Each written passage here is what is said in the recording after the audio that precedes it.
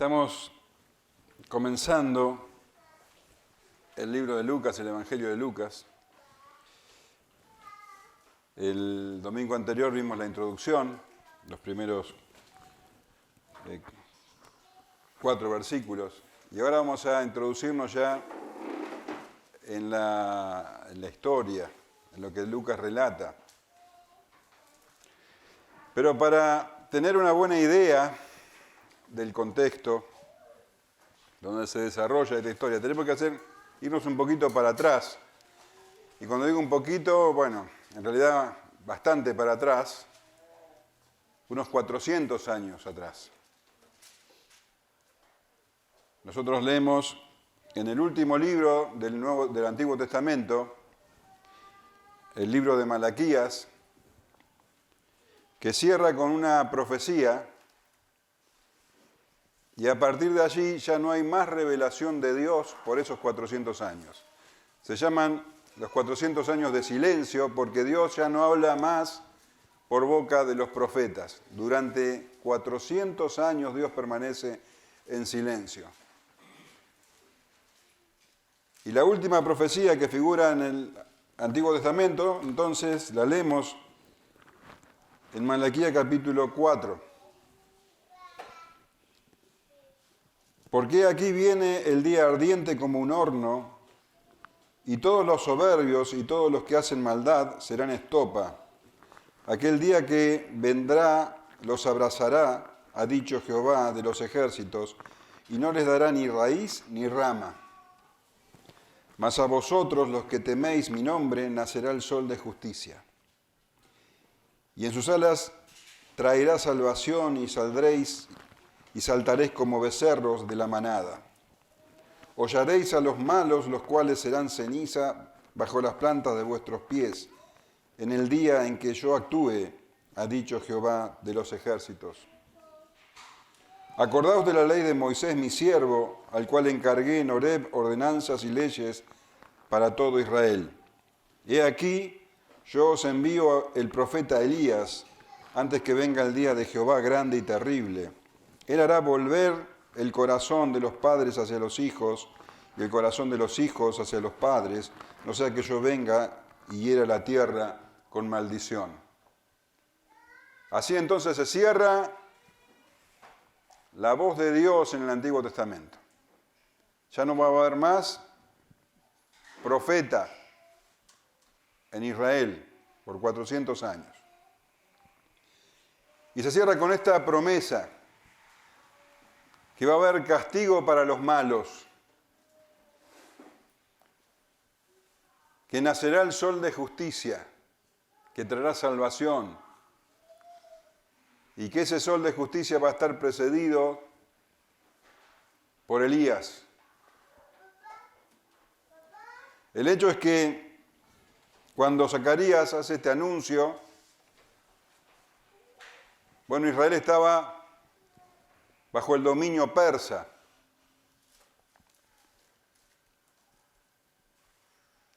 Después, a lo largo de esos 400 años, del dominio persa pasaron al dominio griego.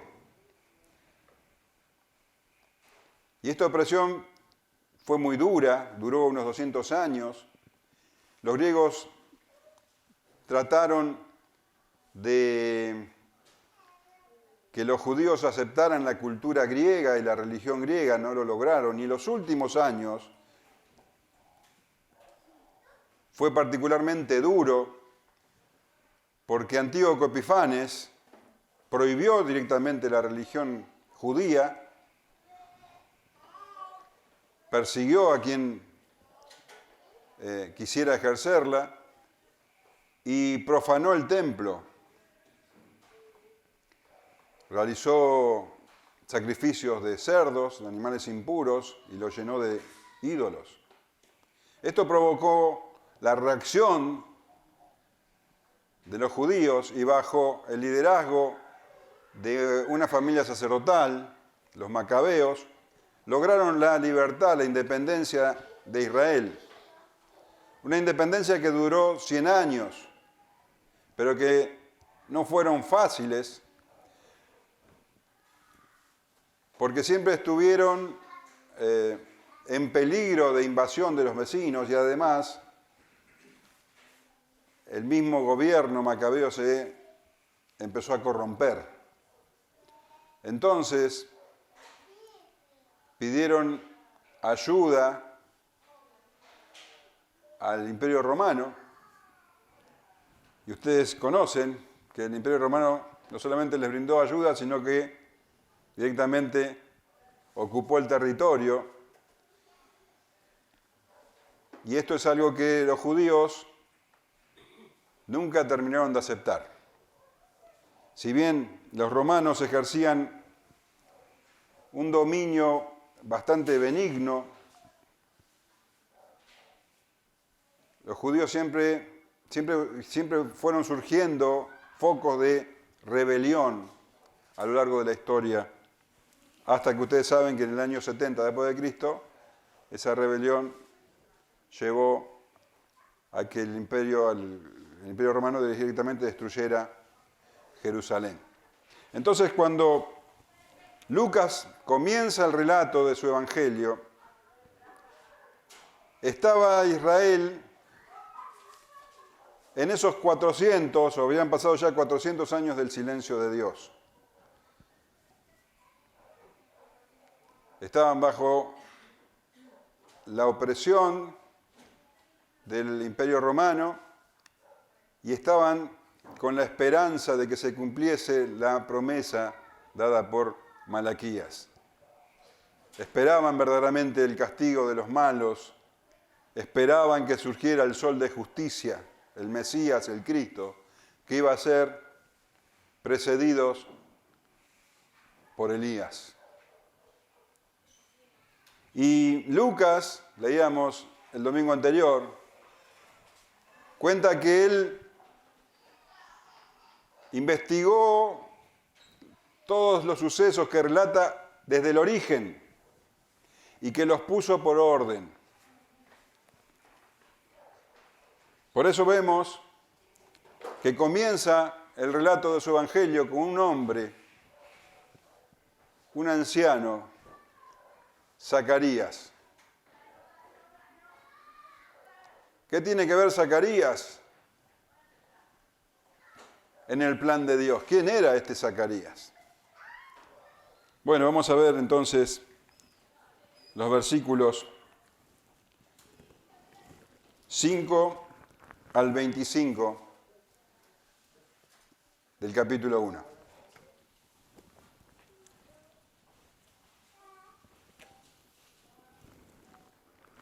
Hubo en los días de Herodes, rey de Judea, un sacerdote llamado Zacarías, de la clase de Abías. Su mujer era de las hijas de Aarón y se llamaba Elisabet.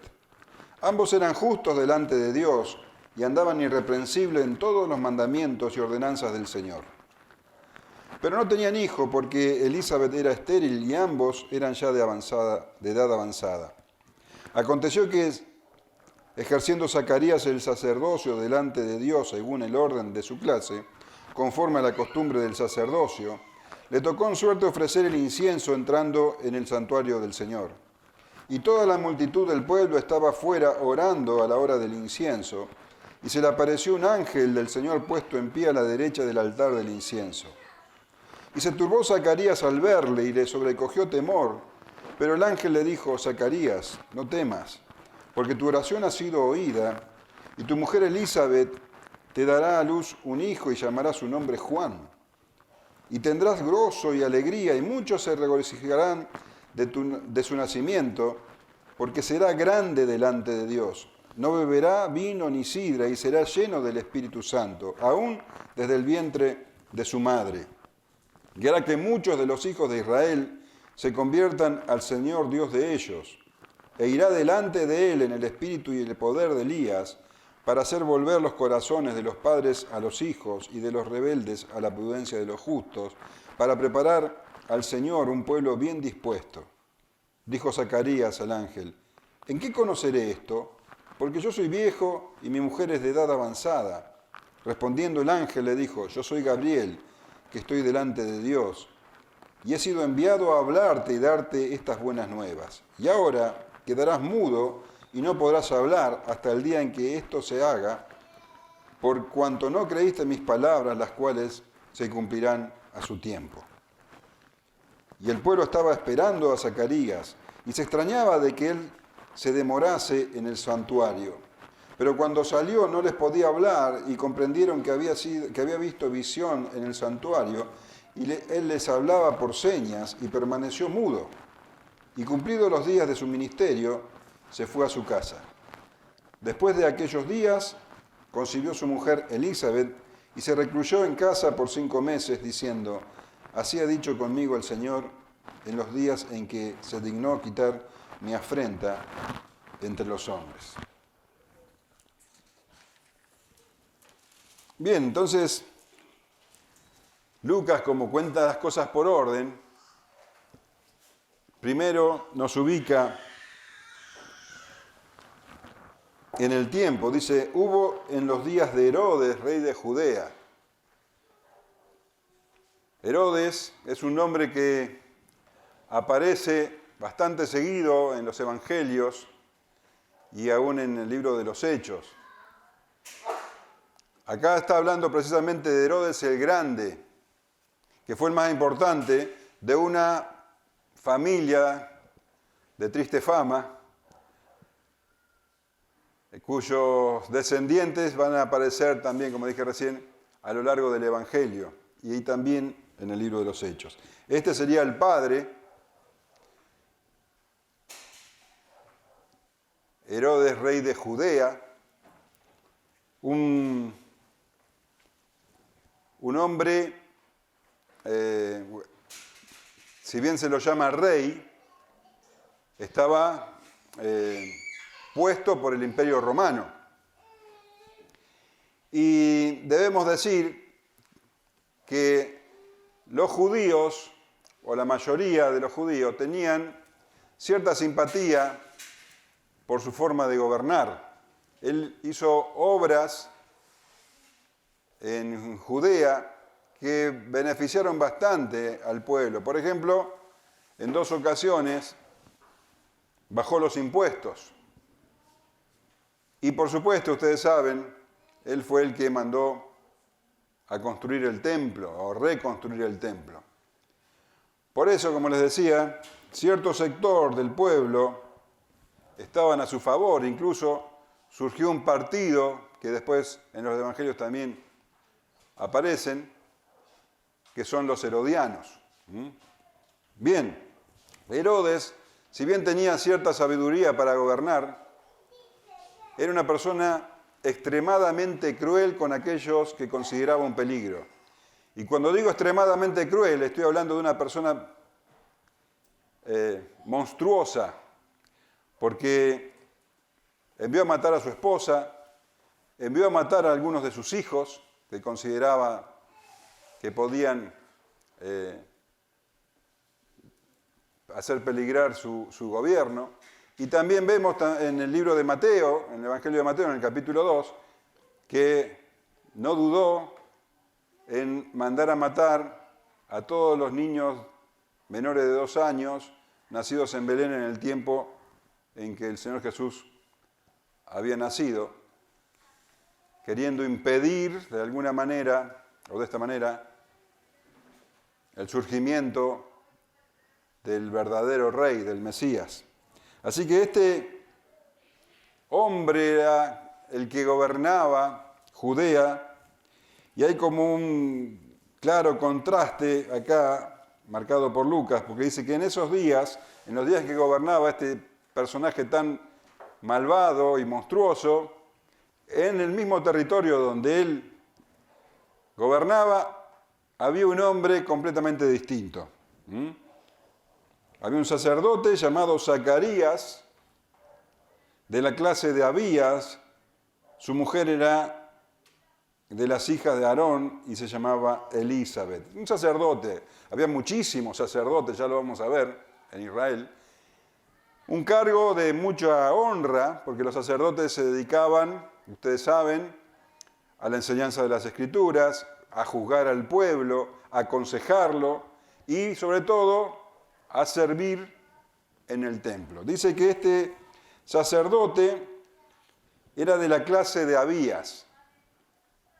Los sacerdotes estaban organizados, estaban divididos en 24 clases o divisiones. Y bueno, Zacarías pertenecía a la división, a la clase de Abías. Cada una de estas divisiones recibían 2 veces por año, se turnaban para 2 veces por año servir en el templo durante una semana. ¿Se entiende? Entonces, esa era la situación ahora. Dice que estaba casado con Elizabeth. Los sacerdotes debían casarse con una mujer judía virgen. Esa era una exigencia. Pero todavía Zacarías dio un paso más, porque se casó con una judía virgen, por supuesto, que venía de ascendencia sacerdotal también. Ella era de las hijas de Aarón. Esto nos habla de que había una total compatibilidad entre ellos. Y queda remarcado por lo que nos cuenta en el siguiente versículo. Dice, ambos eran justos delante de Dios y andaban irreprensibles en todos los mandamientos y ordenanzas del Señor. Es destacable esto porque los religiosos de la época siempre querían demostrarse delante de los hombres como justos. Siempre andaban ostentando su justicia, la forma en que ofrendaban, la forma en que oraban. Pero es notable que Zacarías y Elizabeth eran justos delante de Dios. Dios los consideraba justos. Y hoy justamente hablábamos de esto.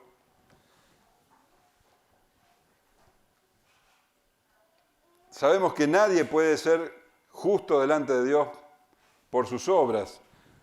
En Romanos 3:20, que leyeron hace un ratito, dice, ya que por las obras de la ley ningún ser humano será justificado delante de él, porque por medio de la ley es el conocimiento de pecado.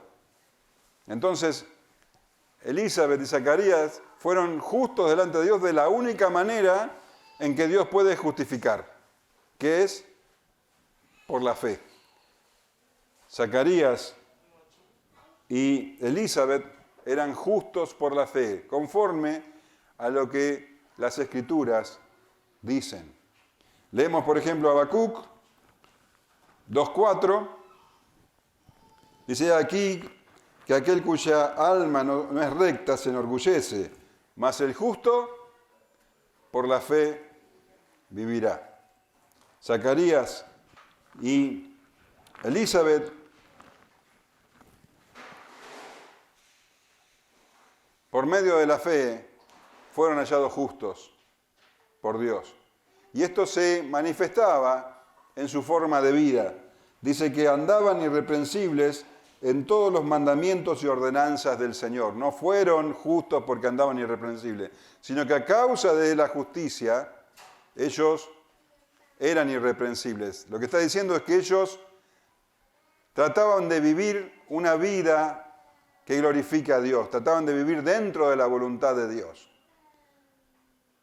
Eran irreprensibles andando en los mandamientos y ordenanzas del Señor. Y este matrimonio de 2 personas tan entregadas a Dios, podemos pensar que vivían en un hogar lleno de armonía y paz, de gozo. Sin embargo, había algo que empañaba su alegría. Dice, pero no tenían hijo, porque Elizabeth era estéril y ambos eran ya de edad avanzada. Qué notable que es esto, porque ellos trataban de vivir conforme a la voluntad de Dios. Sin embargo, y esto es común, no siempre aquellos que tratan de vivir bajo la voluntad de Dios aceptan completamente la voluntad de Dios. Había una estigmatización social muy fuerte en ese tiempo, porque se consideraba que los hijos son bendición de Dios. De hecho, así lo dice la Escritura. Pero el legalismo de ese tiempo decía, bueno, esto quiere decir que si no tienen hijos es porque tienen un pecado oculto. Dios no les da bendición a causa del pecado. Y así entonces, Zacarías y Elizabeth, que eran justos delante de Dios, eran mal mirados por los hombres.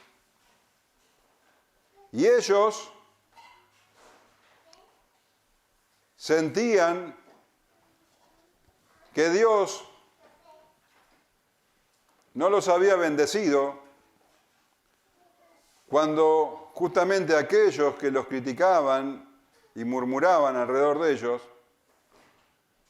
estaban directamente en condenación. Ellos eran justos delante de Dios, pero se sentían en condenación. Sentían que Dios no los había bendecido.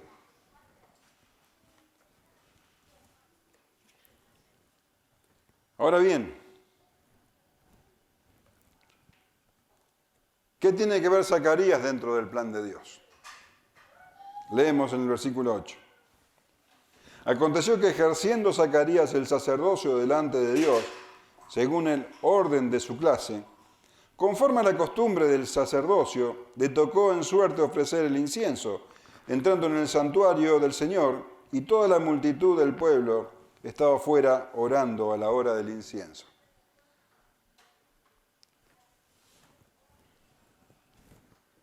Ser elegido para esa obra justamente de quemar el incienso era un honor que no todos los sacerdotes tenían. Como les dije, había muchos sacerdotes en Israel. A algunos les tocaba ese honor y a otros no. Había que quemar incienso a la mañana y a la tarde. El incienso debe estar siempre humeando. Y aquel que por suerte le tocaba ese honor era considerado por el resto de su vida como una persona rica y santa. Era un honor muy grande. Imaginemos la alegría de Zacarías de recibir este privilegio, ¿no? Entonces aconteció que ejerciendo Zacarías el sacerdocio delante de Dios según el orden de su clase, conforme a la costumbre del sacerdocio, le tocó en suerte ofrecer el incienso, entrando en el santuario del Señor. Y toda la multitud del pueblo estaba fuera orando a la hora del incienso. A la mañana y a la tarde entonces se realizaba este ritual con el resto de los sacerdotes y el pueblo afuera. Ustedes conocen cómo era el templo. Estaba el lugar santo y el lugar santísimo.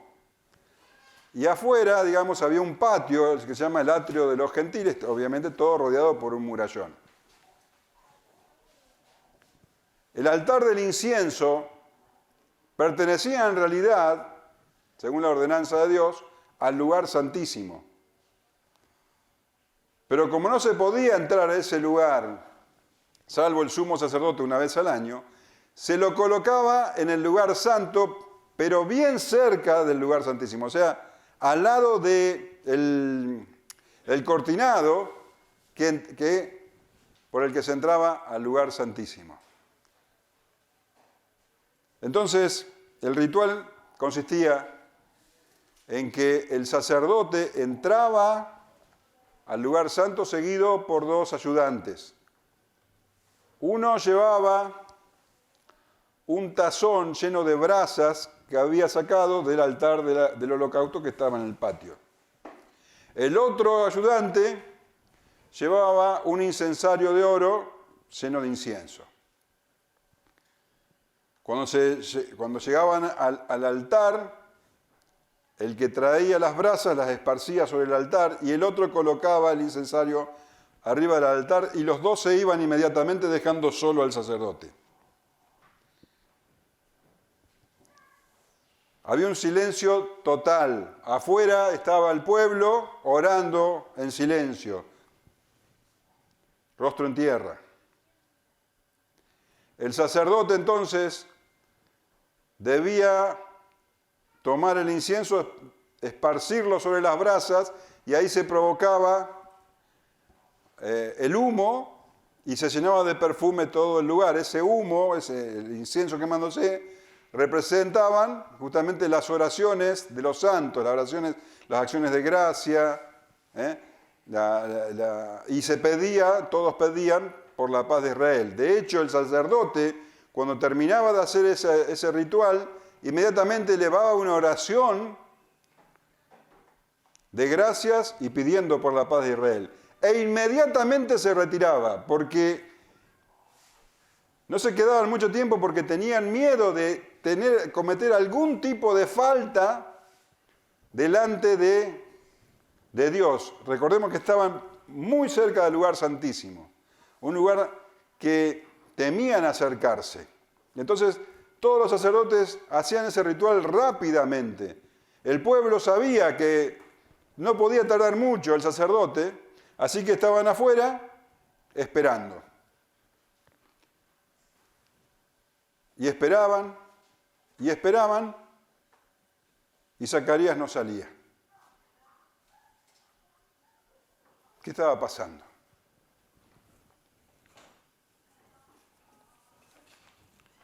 Versículos 11 en adelante.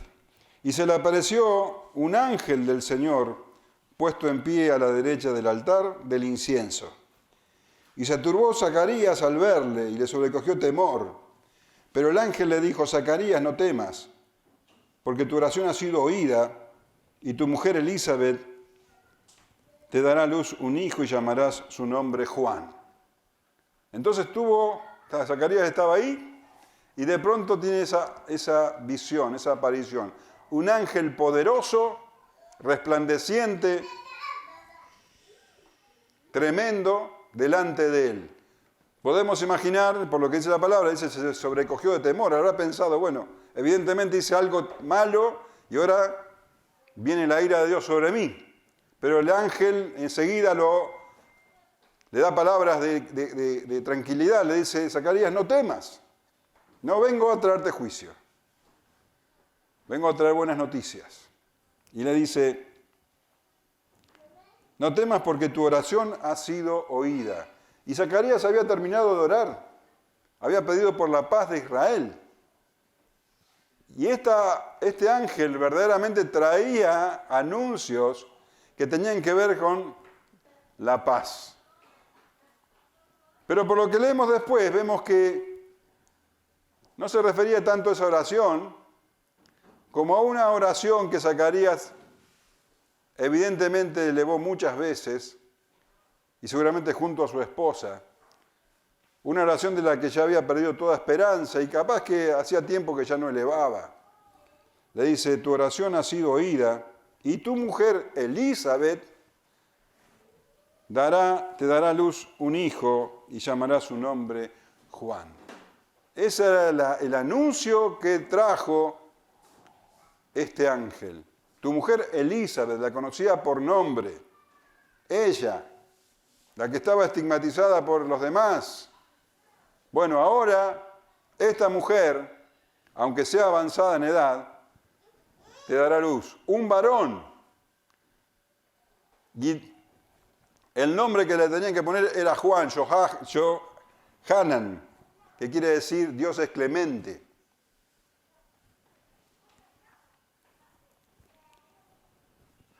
Y le dice: y tendrás gozo y alegría, y muchos se regocijarán de su nacimiento. El ángel le dice que, claro, semejante acontecimiento va a provocar alegría y gozo en el corazón de Zacarías, pero además iba a traer gozo a otras vidas, porque por medio de Juan, por medio de ese niño, muchos Se iban a volver de las tinieblas a la luz. Muchas personas se regocijarían por este nacimiento. Y le dice también, porque será grande delante de Dios. Este niño que estaba anunciando iba a ser grande delante de Dios. De hecho, el Señor Jesús, años después, diría de Juan el Bautista que fue el más grande de los hombres. Fíjate en Mateo 11:11, dice, de cierto os digo, entre los que nacen de mujer, no se ha levantado otro mayor que Juan el Bautista. De todos los nacidos de mujer, o sea, de todos los seres humanos, de todos los hombres a lo largo de la historia, no hubo uno que haya sido mayor que Juan el Bautista. Igual, dice el Señor, pero el más pequeño en el reino de los cielos, mayor es que él. Pero de los nacidos de mujer, nadie iba a superar a Juan el Bautista. Y estamos hablando de que nadie incluye a todos los grandes hombres del Antiguo Testamento. Iba a ser más grande que Enoc, que caminó con Dios. Iba a ser más grande que Noé. Iba a ser más grande que Abraham, el padre de la fe.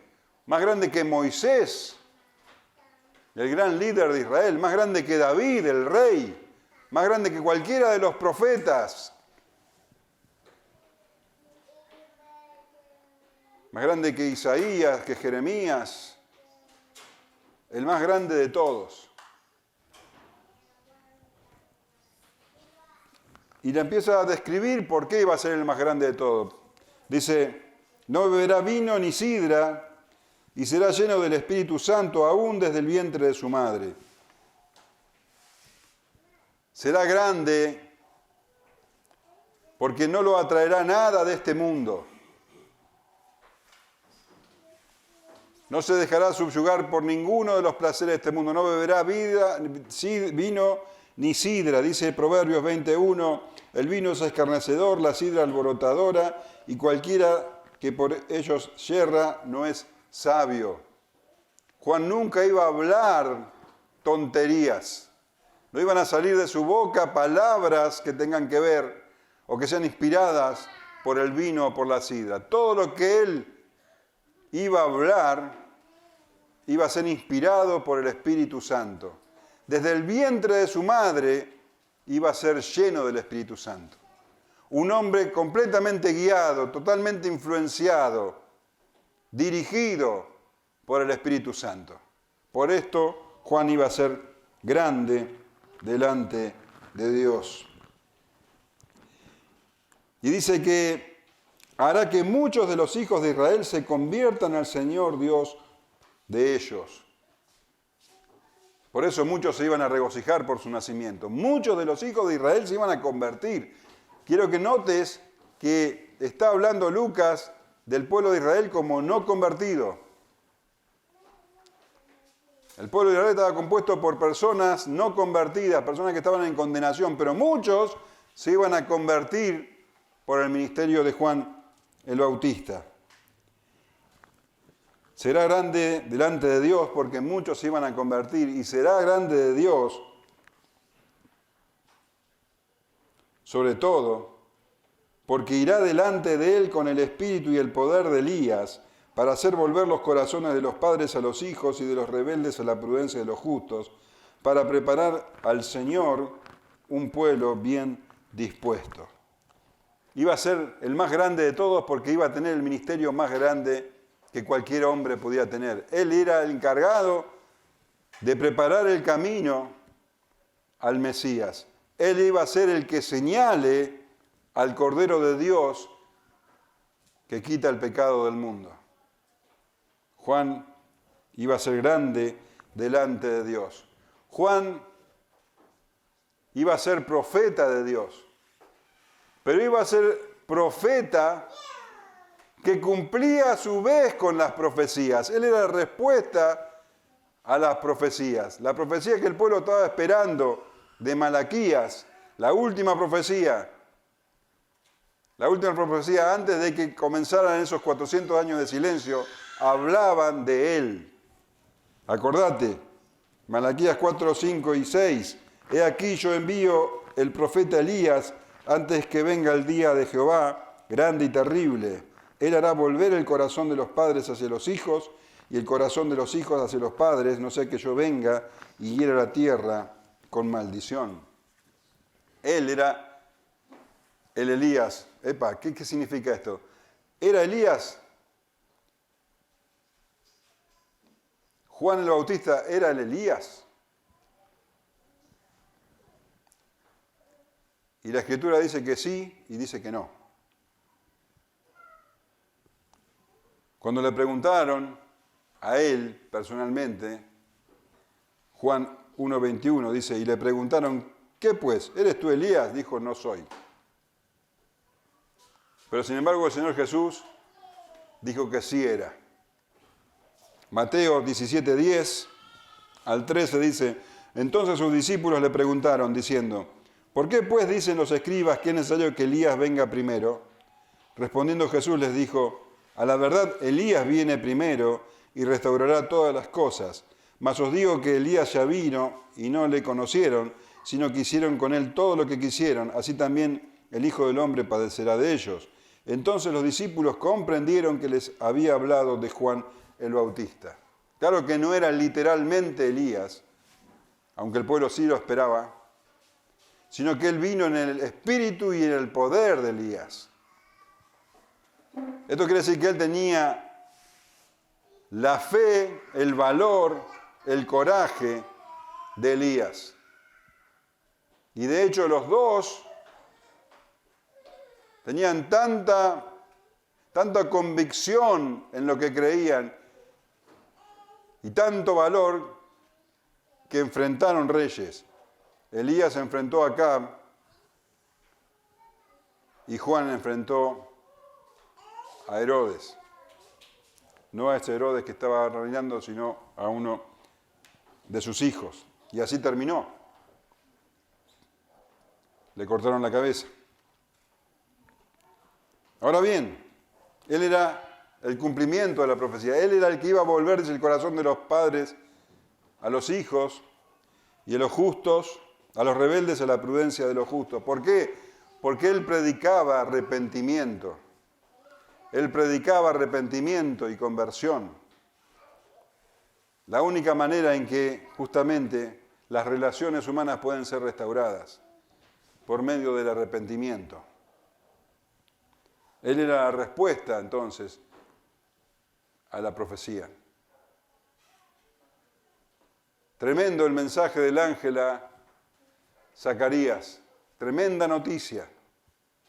Noticia de gran gozo. Por eso la reacción de Zacarías parece inesperada. Dijo Zacarías el ángel, ¿en qué conoceré esto? Porque yo soy viejo y mi mujer es de edad avanzada. Concretamente lo que Zacarías le dijo, no creo lo que me estás diciendo porque yo soy viejo y mi mujer también. Tenés que darme una señal.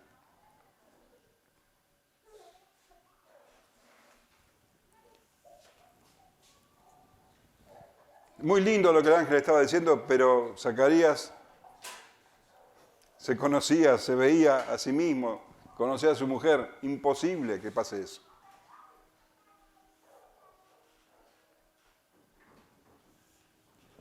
Respondiendo el ángel le dijo, yo soy Gabriel, que estoy delante de Dios y he sido enviado a hablarte y a darte estas buenas nuevas. Zacarías le dijo, yo soy viejo. Y el ángel le dijo, yo soy Gabriel. Hay dos ángeles en la Escritura que se mencionan por nombre. Gabriel y Miguel. Son los ángeles más importantes. Gabriel es el mensajero de Dios, el que llevaba los mensajes más importantes. Gabriel se presentó a Daniel. Y después se iba a presentar a María para anunciar el nacimiento del Cristo. Un ángel que estaba delante de Dios. Y le dijo, he venido de parte de Dios a traerte esta noticia. Yo, Gabriel, no cualquier ángel,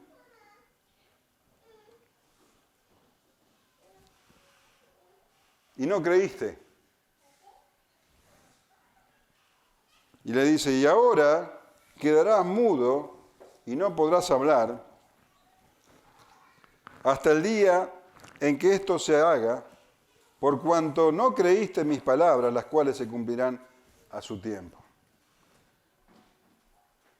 Verdaderamente,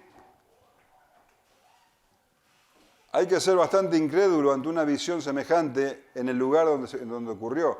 Ese fue el momento más importante del ministerio de Zacarías.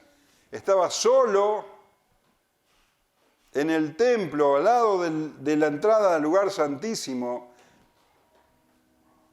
A la derecha, dice, del altar del incienso. Se le aparece semejante ángel y no le cree. Pensaría que era una mentira. La cuestión es que no le creyó y por eso fue castigado. Por cuanto usaste mal tu boca, ahora quedarás mudo. Y el castigo iba a ser proporcional a la falta. Quedaría mudo por el tiempo en que tardaría la promesa en cumplirse.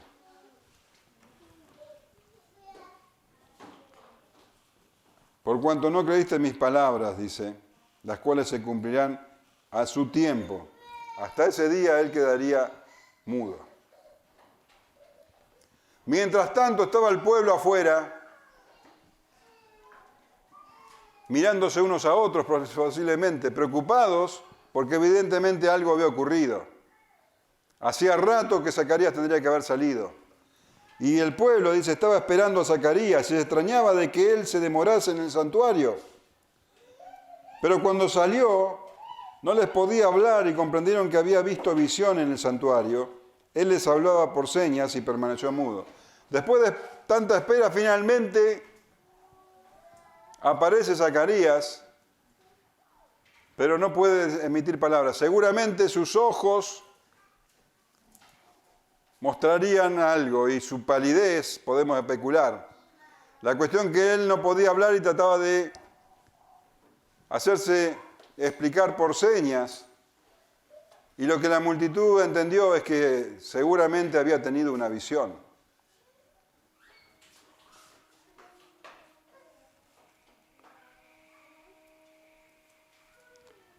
Y termina el relato de Zacarías diciendo, y cumplidos los días de su ministerio se fue a su casa. Terminada esa semana, donde tenían que servir como sacerdote en el templo, se fue para su casa. Y Lucas, tan metódico en lo que él cuenta, tan sencillo en su narración, no narra cómo fue el recibimiento de Elizabeth, no nos cuenta cómo Zacarías le hizo entender la profecía del ángel. Nos encantaría saber cuál fue la reacción de Elizabeth, pero ninguna de esas cosas se nos relata. Después de aquellos días, dice, concibió su mujer Elizabeth. Se cumplió lo que el ángel le había dicho. Después de esos días, después de la promesa, Elizabeth concibió. Un milagro semejante al de Abraham, que nos cuenta Pablo, que ya estaba como muerto de casi 100 años, y también su mujer concibió.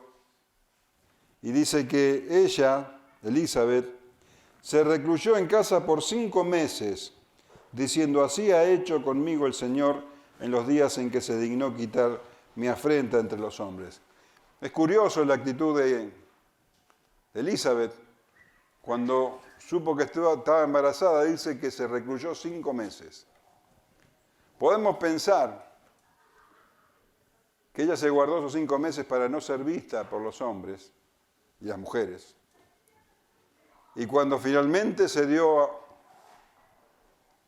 para que la vieran, ya tenía la evidencia de su embarazo y pudo decir: así ha hecho conmigo el Señor en los días en que se dignó quitar mi afrenta entre los hombres. El ángel había venido a anunciar entonces el nacimiento del Elías que había de venir. Lucas nos cuenta desde el origen el Evangelio, cómo Dios usó a 2 personas sencillas,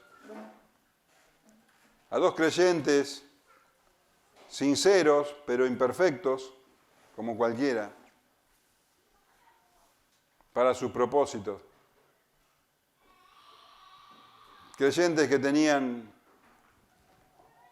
tristezas, dudas, hasta incredulidad, incluso que debieron ser corregidos con dureza.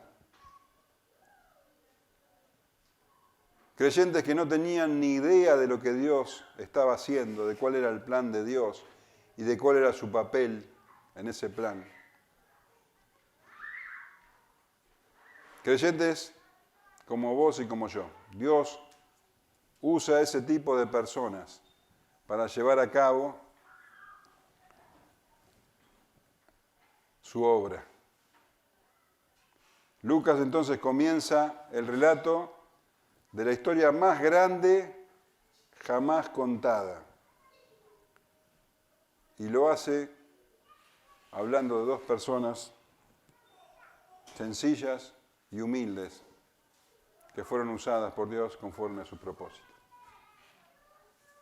A Él sea la gloria. Amén.